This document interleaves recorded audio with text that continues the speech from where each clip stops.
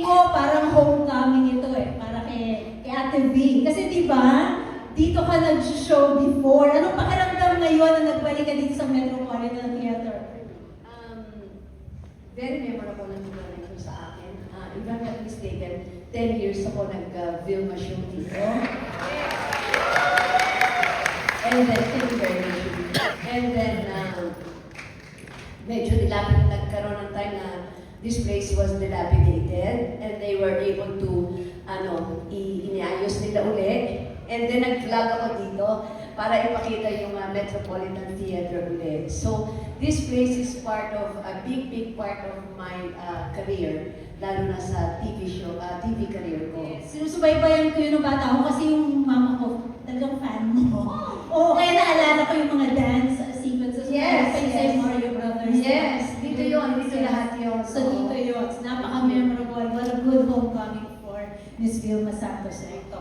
Ngayon itong pelikulang ito, ang extra, na ipinalabas ng 2013, ay nakakuha ng maraming nominations, recognitions, awards for Direk Jeffrey, for Miss Vilma, for Ruby, mula sa Cinemalaya, pati sa Dhaka International Film Festival. Siguro ang unang tanong ko sa iyo, Direk, since ikaw ang isa sa mga sumulat ng script na to kasama si Zig at si Anthony Tadaone. Paano nagsimula yung idea na lumikha ng pelikula tungkol sa mga extra? Actually kasi, hello? Yeah. Actually kasi for the longest time, kami nila Ferdy Lapus have been looking for a material for a movie for Vilma. Kasi mga fans kami.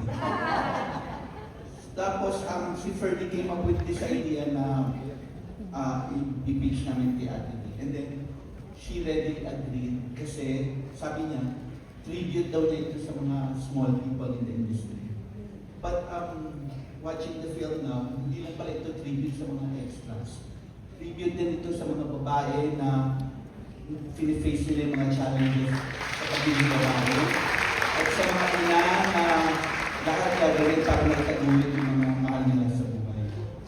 Ayun, so thank you TV for actually ito yung first independent film festival. My first and last. Hanggang ngayon, isa lang yan.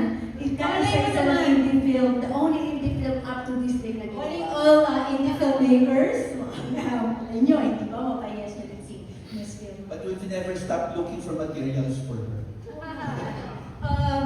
Miss Vilma, kasi ang body of work niyo talaga very impressive. You know, you're one of the best Filipino actors we've ever seen on screen. You've done so many, a variety of roles, from my personal favorite Sister Stella L, to Burlesque Queen, to Jezebel, Darna Campanerong Cuba, and now Extra.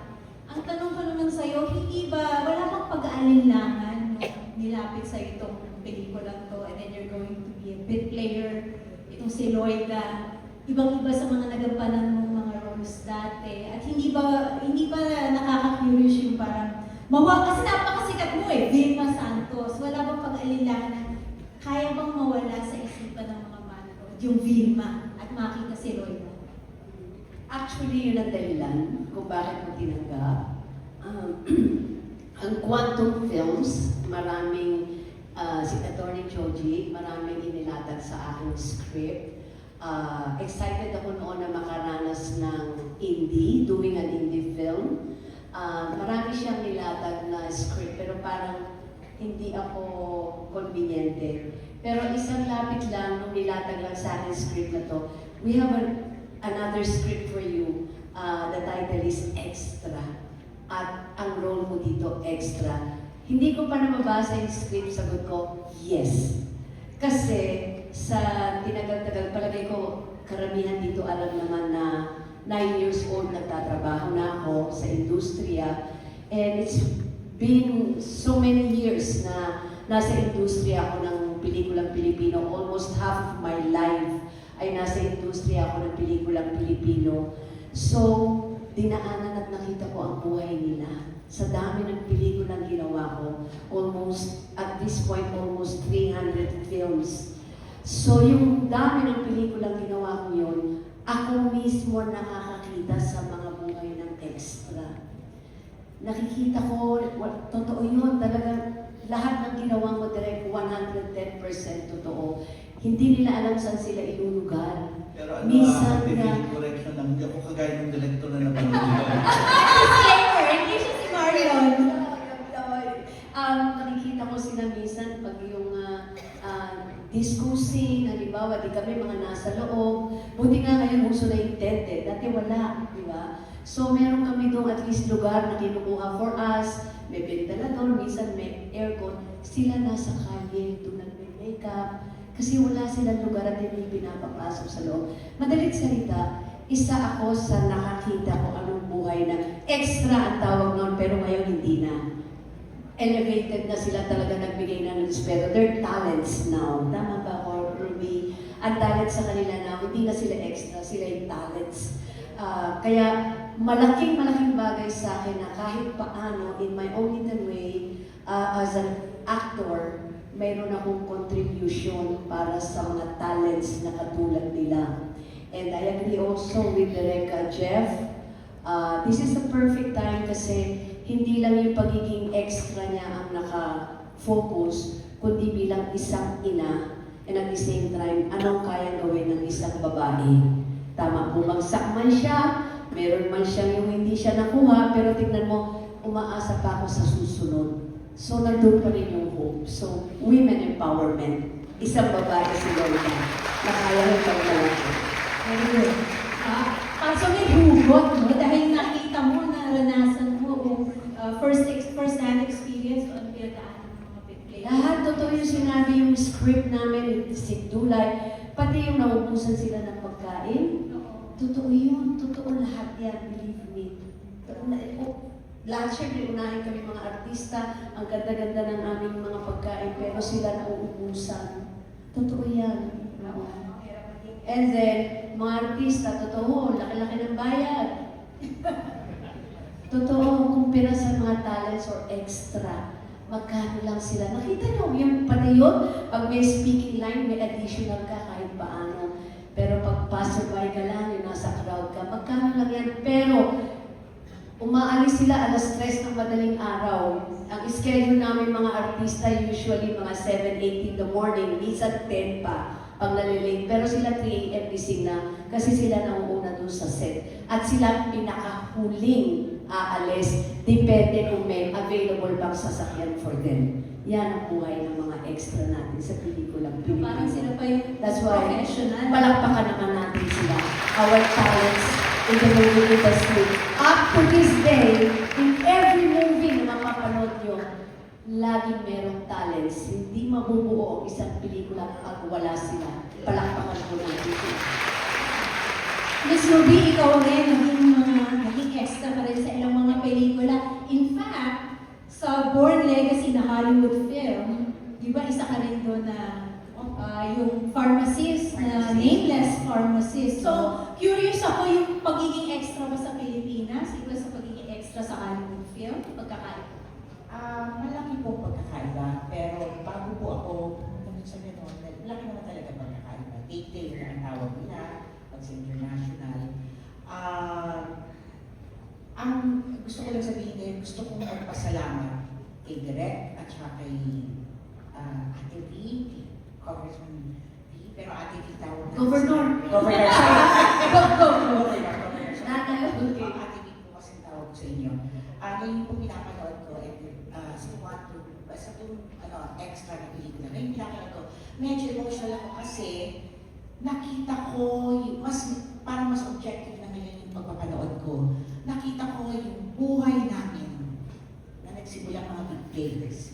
How it was portrayed truthfully, na alam mo yung talagang yung bilang isang single mom, yun, kung paano niya inarte na halos parang hindi inaarte. Yun ang nakaantig sa ano ko ngayon, sa akin. Dahil napakahusay ng portrayal, pati hindi lamang si Ate V, kundi the rest of the cast ng extra na pelikula. And you. Ay, so, it brought back memories at na kung paano kami nagsisimula, kung paano ako nagsimula, na totoo yung pinakita niyo sa pelikula. Yung papaunin mo yung breakfast. Iuwi mo talaga siya. Tapos, syempre habang pinapanood ko, nagbalik tanaw doon sa mga yung karanasan, yung experience namin working with with Ate B, na talagang makakainin na kami. Oo.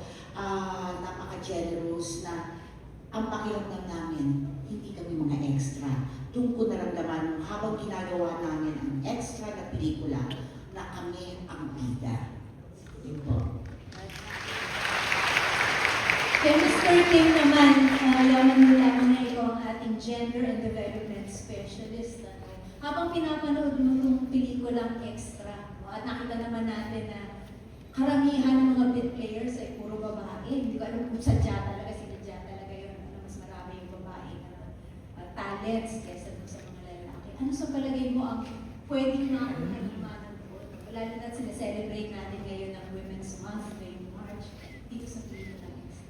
Thank you, ma'am. Magandang hapon sa ating lahat. Happy National Women's Month. Mula sa Philippine Commission on Women, salamat po kami to the Film Development Council of the Philippines as well as the National Commission for Culture and the Arts for showcasing another film na tinatalakay ang women's empowerment. So nakita natin yung buhay ni Noida na ginampanan of course no other than Governor Vilma Santos. Nakita natin doon na siya ay isang solo parent, di ba po? At yung solo parent ay kinukonsider siya as part of the marginalized sector ng ating Magna Carta of Women. Hindi lang siya solo parent, but nagtatrabaho din siya in the informal sector because alam naman natin, di ba, yung pagiging extra, wala siyang formal contract with the production company at on-call lamang ginagawang trabaho ng mga big players. But nakita natin dito sa pelikula na kahit gano'n yung kalagayan ng mga kababaihan doing the big player role ay maayos na nagagampanan nila ang kanilang trabaho, tumutulong sa pamilya dahil siya ay isang solo parent na gusto niyang makatapos ang pag-aaral ng kanyang mga anak. So, ang pelikulang kagaya ng extra ay sumasalamin sa women empowerment na sabi kanina natin at pinapakita po na malaki ang papel na ginagampanan ng mga kababaihan sa ating advocacy on gender equality and women's empowerment. Maraming salamat, Mr. Kim. Napakaraming mahuhusay at memorable na scenes dito sa pelikula ito. At isa sa nagustuhan ko rito, yung pinapakita niya na itong si Loida, kahit na bit player, extra or day talent. Very smart. At hindi siya, of course, mahirap ang buhay. Sabi nga kanina, buhay sa pagtatrabaho, ang daming pinagdadaanan. Pero hindi yung sa point na desperado siya. Ginagawa niya yung trabaho niya at alam niya na may dignidad yung kanyang trabaho. Gusto ko yung isa eksena doon na nasa foreground si Piolo. Tapos nasa likod sila, blurred lang. Tapos nag-iinat siya, nagsasalita. Normal na normal. Tapos sinabi pa niya sa mga kasama niya, dapat in character pa rin kayo dahil baka mahagip kayo ng camera. So she's very smart. She thinks like that. Tapos nagbibigay siya ng payo dun sa mga mas bata sa kanya. Dala na rin ang kanyang mga karanasan bilang extra. So, Governor, sa dinami-dami ng eksenang mahuhusay at memorable dito, meron bang isang eksena dito na talagang tumatak sa utak ng habang ginagawa? Alam nyo, the whole movie kasi tatak sa akin. The role itself, yung ginagampanan ko na extra, memorable na yun sa puso ko. Sakay na sakay ako. Alam mo yung sabihin, plus the fact na ang galing ng guidance, not because Direk is here, Direk Jeff, ang galing ng guidance niya sa akin doon. Kasi lagi niyang pinapaalala na extra ka dito. You get me, extra ka. Hindi ka Vilma Santos, hindi ka star. You're one of them. In fact, but before we start shooting the first day, inupo pa ako ni Direk kasama yung mga talents. Inupo pa niya ako, tama Direk, bago tayo nag-first day. Inupo niya ako doon para try to feel it, you're one of them. Hindi ikaw si Vilma na artista. So sit with them. Bago kami nag-first shot. So andun ako sa kanila, kwentuhan muna. Ano yung role natin? Ito na tayo, pare-pareho tayo. Para lang kahit paano yung umpisang-umpisa ng shot, ma-absorb ko na hindi ako big star, hindi ikaw si Vilma. Isa ka sa talent, so isa ka sa extra. And And modesty aside, kung tayo'y nabiyayaan ng Best Actress sa Cinemalaya, I must have done something good kung sa Ronnie Lloyd. Utang na loob ko yun kay Direk, Jeff, sa lahat ng cast. Kagaling. Ang galing, di ba? Kagaling naman. Talagang susunod kami sa kanya. Talagang sa kanya kami susunod. Which means the whole thing holistic. It's the heart of the movie ang nagbigay sa akin ng passion. Na wala akong mapipiling isang eksena because ang holistic yung tingin ko sa extra as a movie na isa ako sa mga talents. Yun yun. Kung ako ang tatanungin kung ano yung mga eksenang tumima sa aking isipan ngayon nung napanood ko. Manghang-manga ako sa acting na ipinakita ni Ate V. Doon sa eksenang kinukunan siya as lawyer, kitang-kita mo na ninenervyos siya. Samantalang veteranang actress nito. Tapos nung first shooting day namin, siguro first shooting day namin yun, nung eksena bumababa siya from the jeep, wala akong instruction sa kanya na galing ka dito sa galing ka dito sa 24-hour work day na.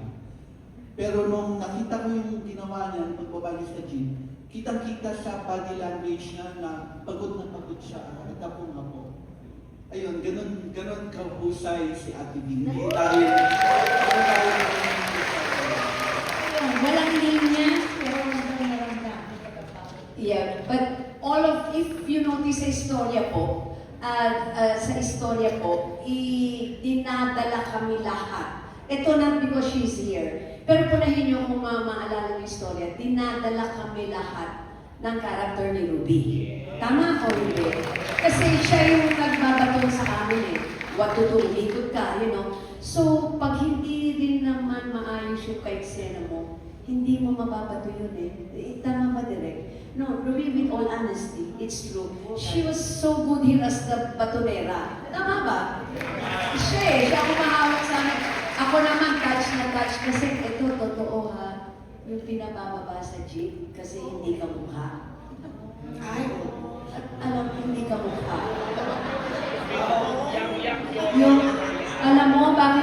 Alam nyo, nangyayari, bakit, naku, totoo. Ba't ko nang kinukuha nyo? Kamukha ni Pokong yan. I mean, akala nyo lang comedy, nangyayari po yan sa totoong buhay. Nandun na sa set ni, bakit yan? Out yan. Andun na sa set yung talent. Believe you me. Pwera pa yan pag nagkamali yung nangyari sa akin. Totoo po yan. Testigo ako sa eksena yan. I'd rather not say anything or mention names. Testigo ako sa nangyaring ganyan. Kaya alam ko ang pakiramdam nito dahil andun ako sa set na mayroong isang talent na nasigawan ng ganyan. Believe you me, totoo po yun. ako po gusto ko lang pong ilagdag para ipakita kung naalala ko ngayon kung gaano ka-humble si governor siya. Pero, yung mag-i-eksena po siya, after yung eksena, tama ba, Ruby? Tama ba yung ginawa? O tama ba, Tart? Kung sinong Tart, hindi ba po, tinatanong niya kami, gano'n. Tapos, kami naman, parang feeling equal talaga.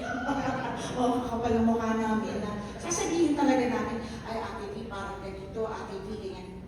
Nakikinig siya. I mean, kaya napaka-humble, talagang full of humility because you could see the actress kung paano niya po gusto talagang maisabuhay ng makatotohanan ang isang napakahalagang karakter sa industriya, sa pelikula, which is that of an extra.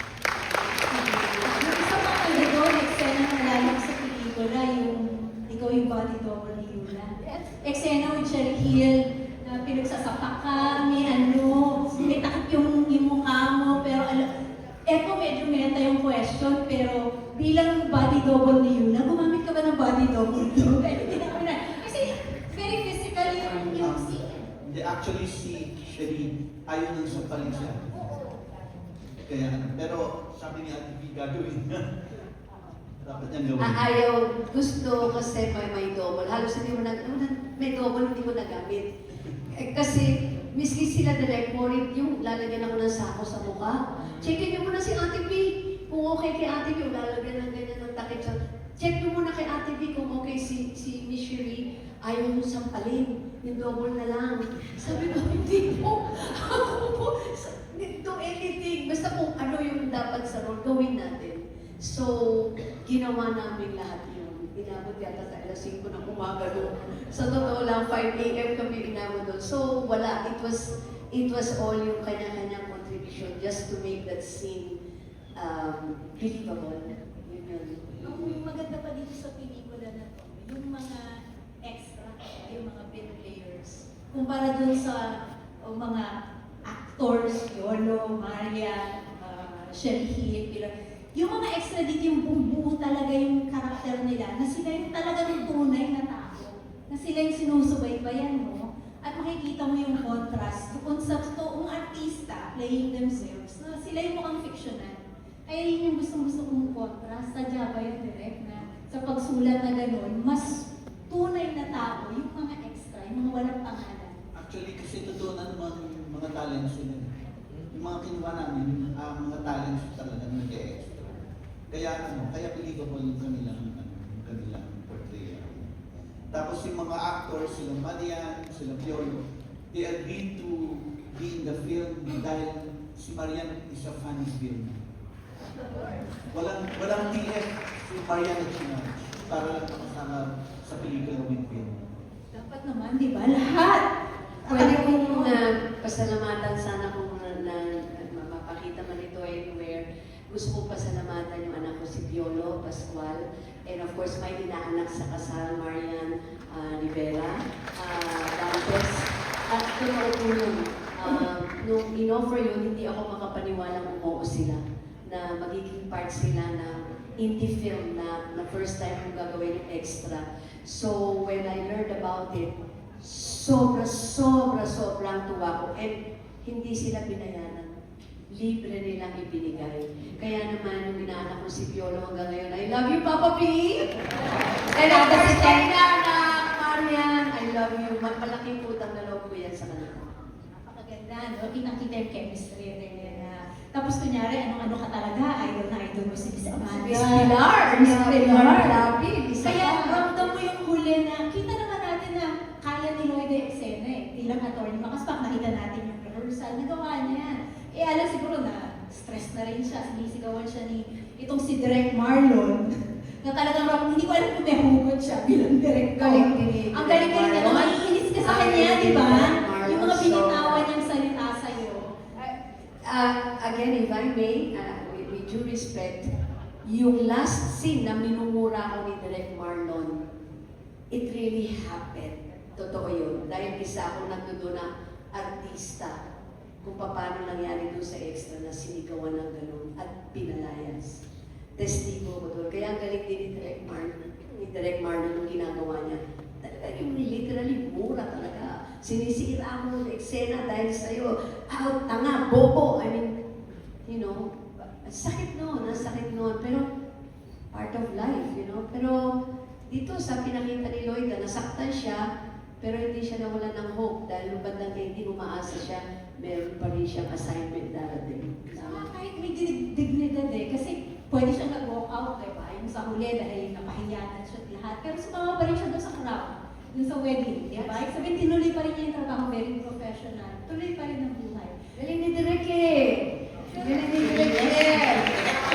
Ang galing niya eh! Ang po kasi nakita natin kung paano yung trato sa mga extra, like pero pinubuliwan, napapahiya. Wala bang proteksyon para sa kanila na lalo na hindi naman sila makapag-demand kasi big stars? Meron bang guideline o playbook sa industriya kung paano? Parang meron na yung Eddie Garcia law. Kasi after what happened to Eddie Garcia.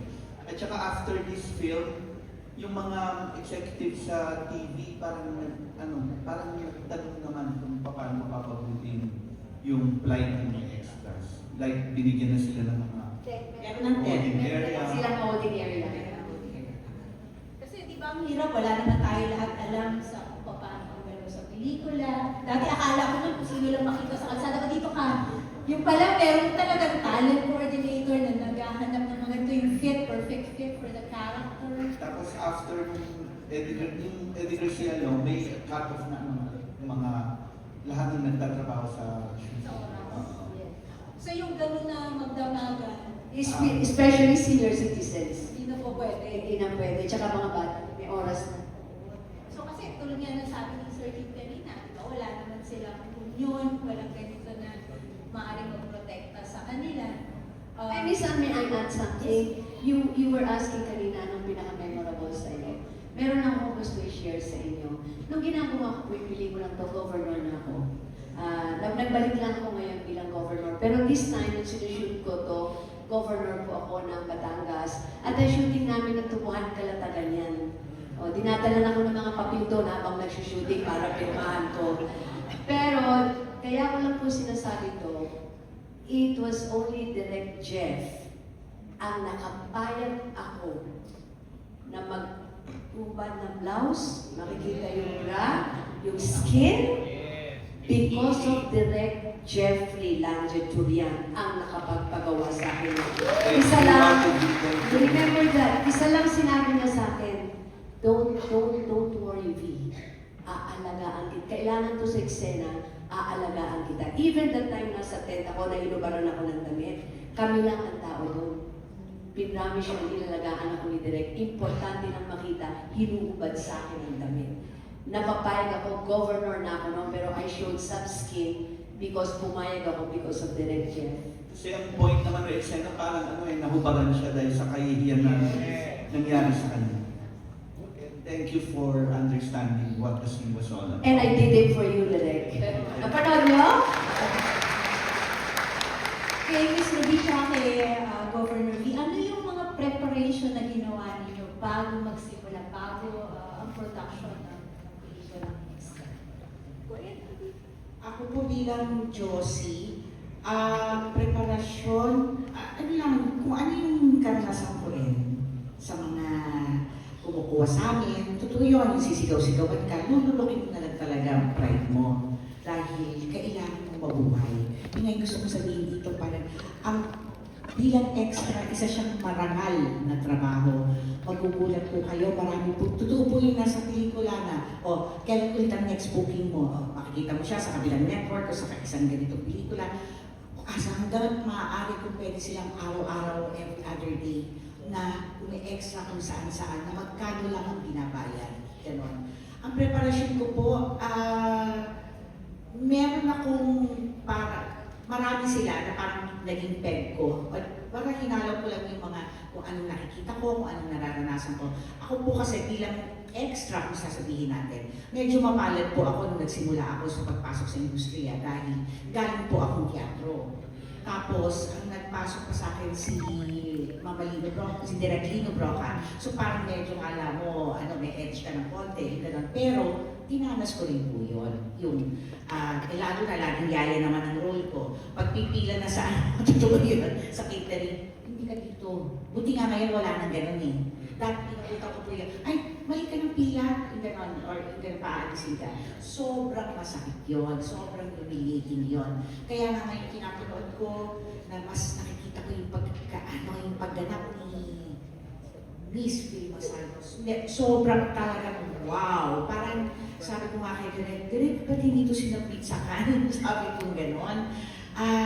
Napakaganda ng pelikula, napakahusay ng pagkakaganap ng lead actress na magsasalamin sa mga katulad namin nagsimulang extra.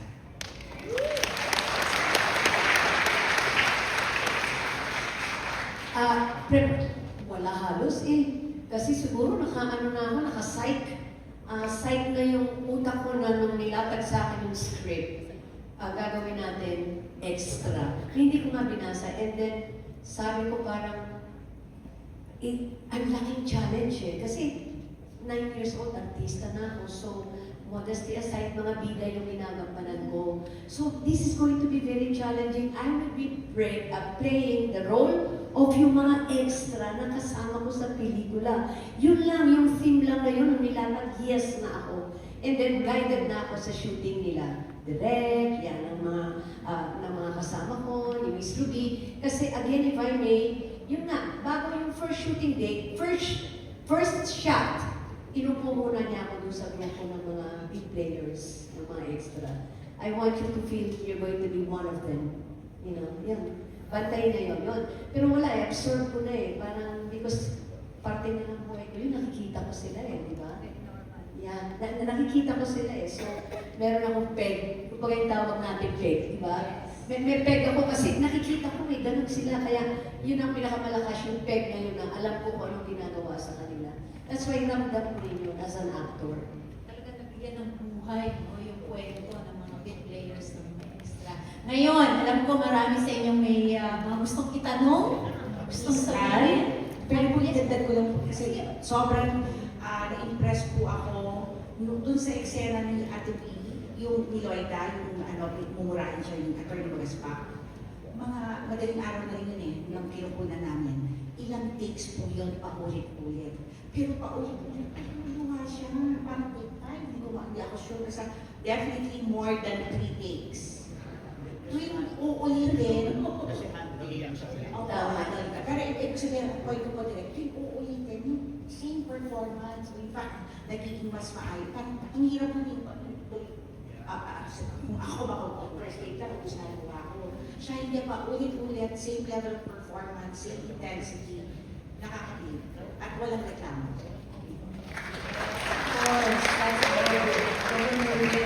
Ngayon, kung meron po kayong gustong itanong, meron po tayong microphones dito sa harap. Maaari po kayong lumapit, sabihin po ninyo ang inyong pangalan at maaari na po kayong magtanong. Sige, unang po tayo. Sige, sir. Hello po. Ako po si Rome de la Cruz. Medyo kinakabahan po. I'm sorry, what? Again? Rome de la Cruz po. Rome. Rome. R-O-M-E po. Rome. Rome. Hindi ako masalita. Basta ang galing niyo po. Sobrang galing niyo po talaga, Ate B. And lagi ko po kayo nakikita and first time ko makikita kayo in person. Tapos nakita, first time ko pa rin na panood tong movie. Ang galing niyo po talaga. Ilang beses niyo na ako napaiyak. Grabe. Thanks, Rome. Thank you po. May dalawa po akong question. Isa sa side na parang pag-produce nito and another sa side po ng relationship with the actors. So yung, kasi parang movie and teleserye po yung atake and I would like to commend director. Kasi pag nagte-teleserye mode kayo, parang nai-immerse ako agad eh. Tapos, iba yung cinematography nun, iba yung atake. Tapos meron pang dynamic na meron pa kayong set. So, may set within a set eh. So, ano pong dynamic nung situation nyo sa pag-shoot? Dalawa ba yung tent nyo? Hiwalay ba yun? Paano yung camera work nyo? Apat ba yung camera nyo? And for Ate B po, na-mention nyo kanina na yung mga extra, yung mga totoong extra talaga. Tapos, para siguro sa marami, para kayong Amanda nila na pag nagpa-picture sila, sobrang kinikilig sila. Ang pinagkaiba nila, never po kasi kayong nalakas. So, ano pong relationship niyo with the extras and parang na-mention nyo kanina, sinit down kayo, parang nagkaroon ba kayo ng less than special treatment para mas ma-immerse kayo o may hiwalay pang situation yun po? First question, direct pa. Yung setup, ang ginawa namin yung teleserye, set lang yan eh, pare. Pero ganoon talaga nangyayari sa pag-shoot ng teleserye. Apart from that, meron kaming field cameras to shoot that scene. Kasi ang ito, actually it's more of a satire on the TV industry. Ginamit lang yung extra para ipakita kung ano yung mga kababalaghan o kung ano yung mga nangyayari sa TV o sa pag-shoot ng teleserye. So, ayun, kung nanonood kayo ng teleserye, hindi ganun kadali sinod yung mga pinapanood mo. Tapos with regards to kung ano bang special treatment na binigay namin kaya, wala kasi she doesn't demand it. At saka hindi naman siya yung people diva na pag-demand ng special treatment.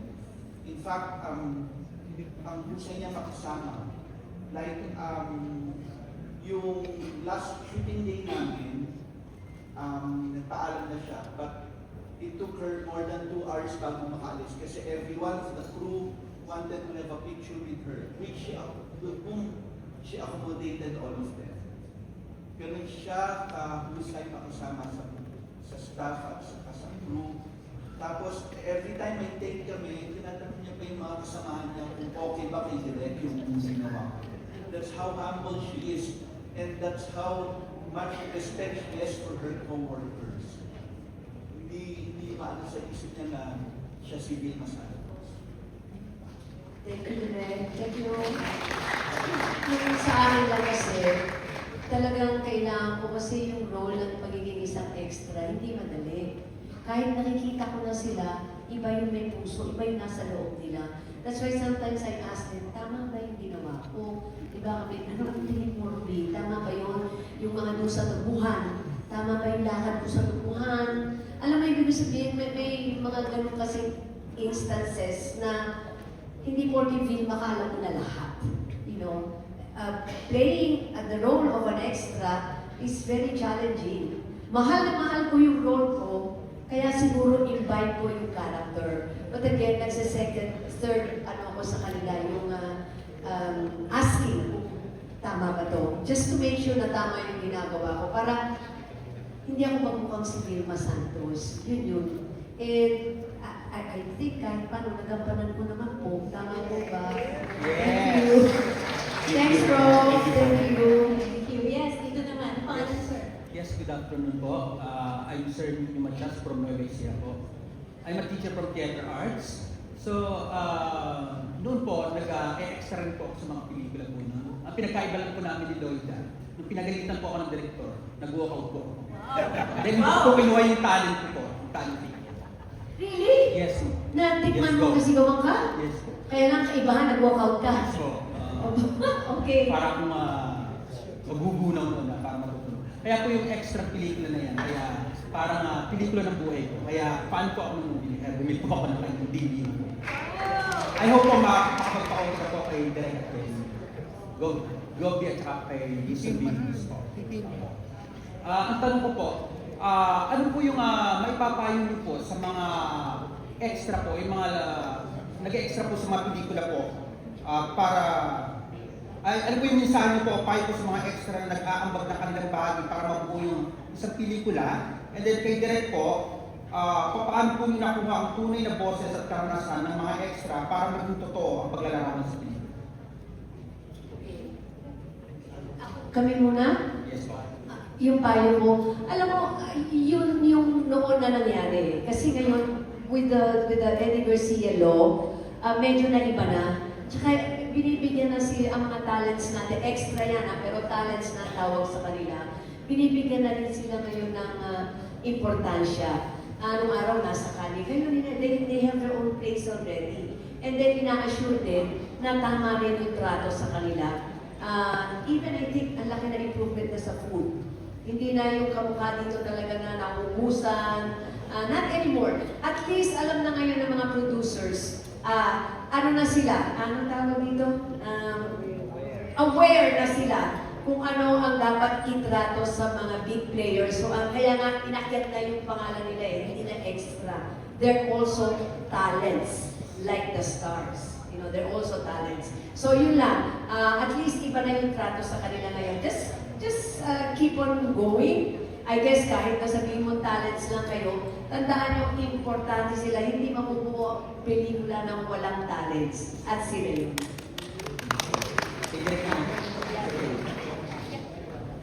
Dagdag ko lang po para sa payo sa mga extra, bilang isang extra din. Bigyan po natin ng dignidad ang sarili rin natin. Paano?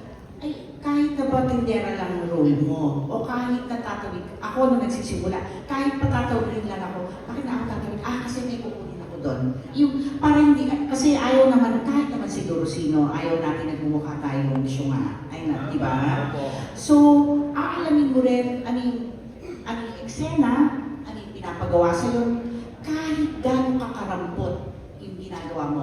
Dahil ako na nakatwira ko, kahit anong gano'ng kaliit yung eksena ko, baka makita ko sa camera. Paano ko, ano yung sinasabi ni Lloyd dun sa Pilipinas? You never know kailan nasa yung, Madadaanan ka ng camera, kaya wag kang bibitaw. Yes, ganun po. So, sana sa mga nagtatalent, sa mga nagiging player sa mga pelikula, sa teleserye, bigyan din po natin ng karangalan ng dignidad yung mga trabaho natin dahil ito ay marangal na trabaho. At parte po ng pelikula. Ako naman, hindi ko naman kailangan magtanong-tanong pa ng mga experiences sa mga extra. Kasi mundo ko ito eh. So nakikita ko lahat ng katiwalian na nangyayari sa TV industry. And so, kung ano yung nakikita ko na kailangan kong criticize, nirevise ko yung script para may pakita ko dyan sa pelikula nila. Okay po, thank you po. Thank you. Salamat. Good afternoon po, my name is Nico. First, it's nice to see two Jossies in the house, Jossie the talent manager and Jossie the OFW. I know the life of Anak until now. Even at work, yes, I'm a huge fan, Ate B, I'm a huge fan, Pakita. So my question Josie Agbasit. Yes! Two questions po, one technical, one policy. First question is, I've watched Exes so many times already, it's same during the pandemic. On YouTube, stars in the uploaded. Yeah. The last scene, the confrontation scene with the it was very hard to watch. And sabi din po, galing siya sa mga experiences niyo. So can you please take us how that was shot? Paano yung naging process doon? Kasi like what Direct Jeffrey was mentioning a while ago, si Ate B, she's already a star, pero pag doon sa scene na yun, nalilito siya, hindi na alam yung linya niya. Paano siya ginawa? Sa saninubot yun? At saka, second question, which is on policy, I think everyone can answer this, right? Extra was shot pre-Eddie Garcia law. So the context was different and the situation is different now. But is there something that we can do to improve the conditions of women in the industry, particularly in big players? Kasi like yung sa story ng Extra, si Loida na buntis siya ng cameraman. Tapos yung isang talent na si Olga, may umaawa sa kanya na isang talent din na the industry, there's really the potential for exploitation or abuse of women, sexually or whatnot. So is there anything that we can further to improve the industry? Thank you. I love you, Ate. Thank you. Yung Eddie Garcia provides options para mga workers would work in better conditions. Tapos with regards to your question kung paano namin shoot yung last scene, handheld camera ang ginamit namin para yung pag-walk away ni Ate V, mako-cover pa rin yung expression niya habang umaalis siya tapos pinag-uusapan siya ng mga tao around her. Tinatanong kay Ate Ruby, you were asking paano ko napaghandaan yung kay Magaspa. Yes. Yung eksena yun? Yes. Okay. I felt talaga para ako talagang natanga. Yung the warrants of arrest, warrants of arrest. Hindi ko. Sa totoo lang kung sinasabi ko yun, miski ako hindi ko alam kung anong tama. Alam mo, that particular scene mismo. At saka yung gusto ko yung ginawa ni Direk na feel ko yung tinitignan yung namin, yung marker. Kasi nangyayari yun. Nung miski ako nung unang artista, hindi ako beat player pero it happened to me eh. Yung binibigyan kami ng kusanito, talagang kinakapa ko talaga, nalagyan na rin ako ng sandbag, ang tawag namin, sandbag natin, nalagyan na rin ako. Artista ako, di ako extra. Kasi hindi ko alam saan ako pupunta, lumalagpas ako ng camera. So, madalit salita, yung that particular scene, memorable sa amin kasi alam mo ba nung nire-rehearse namin yun? Hindi ko alam kinukunan namin direct. Totoo yun yung nagre-rehearse na na-perfect namin. Hindi ko alam tinitake na ni direct yun. Nagre-rehearse lang kami talaga noon. Pero you're taking it already. Yun ang kinuha niya, yun na perfect namin, pati yung pagbaril. Hindi namin alam tinitake na ni direct. Kaya ako, di ba may active ako? O ikaw? Kasi kasi we were really rehearsing. But direct didn't tell us na naka-on na pala yung camera niya that time. Yeah, kaya siguro natural lumabas. And And then ako din, pasok na dun sa role ko nung nagmukha kong, ano nga, syunga, sabi mo. Di ba yan? Ate, paano mo ginawa yung parang nervyos ka? Samantalang gawain mo na yan for the longest time. Direk, pasok na pasok ako sa role. I swear, yung pasok ko talaga na I'm not one of you, yung mga sikat doon. Extra ko talaga na yung warrants of arrest, warrants. Yung ganun talaga. Rattle ka, you were so apologetic, I'm sorry. Maybe because absorb ko yung role ni Loida. Believe you me, I don't know, basta lumabas eh. I don't know, mukha siyang syunga. Nung time na yun, gusto ko nga, direct. Alam niyo, sa totoo, ito pa eh, parang gusto ko pa ihabol eh. Yung ending, directed by, sayang eh. Sana yung ending nasa isip ko ngayong napanood ko, dapat nag-lip-read akong dapat sinasabayan ko siya. Naisip ko rin yan. Records take natin ulit. Letters ka. Sana gusto ko yung ending. Gusto ko habang pinapag sinasabayan ko, Mr. Gaspar. Para mas masakit. Parang redemption Kasi mo. sa pisado yung niya, kaya lang, hindi ko napagtagumpayan, pero alam ko ang linya mo. Parang gano'n. Talaga, retake natin. Ramdam na lang yung frustration ngayon. Pinapanood ko kanina, sabi ko, sabi pala, nililibreed ko siya, di ba? Parang gano'n lang. Tsaka sana ang ginawa ko sa ending, nag-beep ulit yung kanyang phone, parang papakita na may booking ulit siya. Para put the defendant na happier. Teka, alam mo kasi may i-reveal din naman ako. May i-reveal ako directed by unang shooting yung bago yung ending eh. Yes, direct. Nauna namin kasi doon sa bahay. Gano'n naman yun eh, di ba? Pag nandun ka, tapusin natin sequences dito. Kaya nauna, kaya sabi ko, direct, ano ba mangyayari dito? Ano dapat kong i-express na? Alala mo, direct? Kasi nandun na kami sa bahay, kailangan tapusin namin ang sequences. So when we took that shot sa ending, hindi ko pa alam yung nangyari doon sa shooting. But heck, I know, nilibreed ko yun.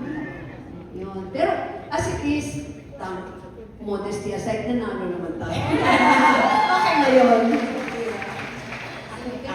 Thank you. Very quick lang po kasi yung question kanina in terms of policy, since the Philippine Commission on Women is the primary policy making body on gender equality and women's empowerment. So nakita natin doon na si Loida nga po ay isang manggagawa in the informal economy kasi nga wala po siyang direct relationship doon sa kanyang production company. So kami po sa Philippine Commission on Women, patuloy po yung paglalabing namin on the Magna Carta of Women, Magna Carta of Workers in the informal economy. Ilang kongreso na po na nilalami po ng Philippine Commission on Women, pero sadly, hindi pa rin po ito bumabasa. So hopefully, yung ating mga legislators, supportahan yung ating Magna Carta of Workers in the informal economy dahil ito yung magbibigay protection in terms of social protection sa ating mga big players. Pangalawa po ay in 2013 po ito, pinakita kanina sa pelikula, di ba, sinabi ng isang line doon, sa showbiz, ang daming kanya. So, meron na tayong batas, yung gender-based sexual harassment, meron tayong Safe Spaces Act na nagpasa ng 2019. So hopefully, wala na pong mambabastos sa workplace, sa institutions, sa schools, and even in different workplace settings because meron na po tayong bawal bastos. Thank you po. Pero ba't hindi yung sinusunod pa rin? Baka yung mga legislators, kailangan magdala ng kopya ng extra. Tama po nga. Question? Salamat. Naman. Yes. Good afternoon, Governor V. First of all, congratulations because in the latest launching of Joanne Maglipot's 100 Greatest Films in Philippine Cinema, nakasama ka. Yes. Thank you. Salamat po. Thank you. My question is, masakit bang sumipa itong si the late Sherry? Sumipa ka rin, tapos dinun pa yung sigarin yun. The late Sherry Hill. Masakit pa siya sumipa ko sa isena. Ano mo yun? Rehearse na po yun dahil yung pagsipa niya, ididikit mo lang yung strong part ng legs mo. Para pagsipa niya gano'n. Hindi naman gano'n kalakas na acting na rin yun. Pero tatamaan ka pa rin. Pero dun sa mas patibay mo na parte ng legs mo. Thank you. And we really miss Sherry Hill. Miss po siya. Yeah, I know. Thank you very much. Salamat. Sige, this will be the last question. Unfortunately, we don't have enough time. So, Yes, good afternoon. This is the last. I'll take this opportunity to be from Mowel Fund. I'm Troy Miranda from Mowel Fund. Okay, with what happened and what we see in the movie, ginawa niyo next. I want to everybody to know that Mowel Fund is a social welfare that helps the moviegoers and movie workers of the Philippine industry. At never po kami na ginawang extra ni Vilma Santos. Si Vilma po ang always ginagawa kami bida, and until now, keep on supporting. And let's take this opportunity, Governor Vic, for helping Mowel Fund so much. And we will be having our anniversary on March 21. And we would like to invite her if you will have a time na bumisita pa doon. But rest assured na mahal ka ng Mowel Fund. Maraming salamat And the po. movie workers. Yun lang po, I don't want to ask for anything dahil wala nang makatanong pa kay Governor B. Salamat po. I was there last year, you called it. Yes. I was there para batiin yung ating po mga kasamahan sa industriya. And now, you'll be celebrating your anniversary, 51st? 52nd year anniversary in Mowel Fund. I will always be a part of Mowel Fund. Yes. And extend also to Secretary Ralph. Natanggap niyo na po. All the Opo. help that you keep with extending to us. Thank you. Maraming Maraming salamat. salamat po. Ganun nga po sila ang puso ni Ate B sa mga movie workers. Salamat po. Salamat po. Salamat. Time for one more question. Hello po, good afternoon, Gobi. Good afternoon. Gobi, ang question ko po, direkta na po. Bilang isang babae na boses ng kababaihan, bilang isang artista na nire-respeto ng iyong mga co-actors, at bilang isang public figure, ano po ang nararamdaman niyo sa recent na issue kay Ann Curtis na nabastos po ng isang congressista po? Definitely, I'm not happy. That's why we've been talking about women empowerment. It's about time you should treat women with respect. I mean, yung araw, sabi nila, ang babae nakasunod lang sa lalaki. Not anymore. We truly respect our men. But remember, marami kaming kayang gawin. At bigyan mo ng respeto ang kakayahan ng isang babae. Hindi ka babae lang, babae kami. At kaya natin yan. So, don't underestimate us. Don't say bad words against us. Kasi kahit paano, aalma kami. Bago ka magsalita ng hindi maganda, tignan mo muna ang sarili.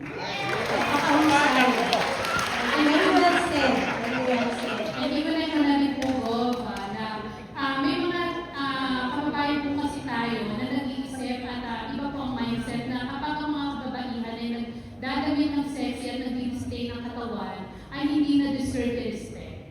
Your opinion po. Okay, huwag naman nilang lahatin ang kababaihan. Merong iba na meron tayong mga kababaihan na hindi nagsusuot na masasabi natin maayos na pananamit. Pero still wala tayong karapatan para husgahan sila. And then these artists na sinasabihan nila na hindi maganda dahil ikaw rin naman, nagdadamit ka ng sexy, parte yan ang trabaho nila eh. I mean, hindi naman sila, I'm sorry to use the word, hindi sila nagpa-flirt in front of you. You get me? Iba yun. Iba yung nagpa-flirt sila in front of you. Dumadaan lang yan eh. Sa'yo, kung parte ng trabaho nila, wala kang karapatan manghusga. Again, if I may, tignan mo muna ang sarili mo bago ka manghusga sa iba. Lalo na sa kababaihan. Yung po ay Ate B,